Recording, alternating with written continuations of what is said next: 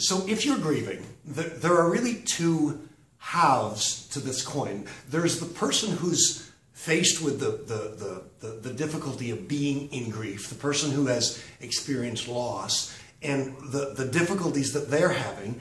And then there are the people who know them. They might be their friends, they might be other family members, they might be co-workers. And those people are also faced with the reality of, how do I help my friend? How do I help the person who sits next to me at the office? How do I help my brother who's just lost his wife? Well, there really are a series of things that you need to know and a series of things that you can actually do to be very helpful. The first thing you need to do is to be able to learn to be quiet.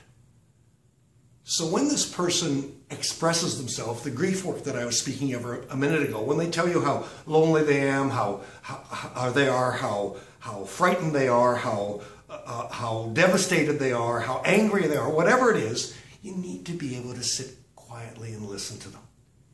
Be present. Be available to them.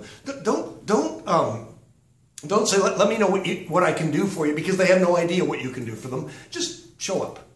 Call them, write to them, knock on the door. Be available. Be present. Be a friendly, positive influence in a time when they have no idea what they need. Be kind. If you haven't been through grief yourself, I can almost assure you that you will sit in their chair one day. Unless you die very young, we all end up being faced with the reality of grief. And as I said some time ago, so few of us have any idea what to do. So be quiet, be present, be kind. Be careful not to repeat things that you've read on the internet or heard on the radio or television, because so often those things just are untrue or not very helpful. Let me give you an example. People like to walk around and offer certain cliches. Here's a good one. Time heals everything. Time heals nothing. Absolutely nothing.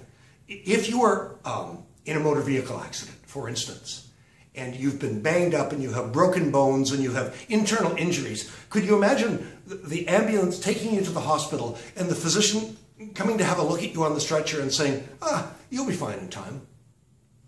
No, you need something to happen. You need him or her to attend to you, to manage you, to provide you with ways that you can get better.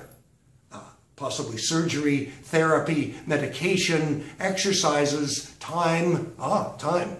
But time is accompanied with these other things. So time does not help when you're grieving. Time and working at your loss, by expressing it, by having helpful, kind, sympathetic, patient people around, that will be helpful in terms of what the person needs.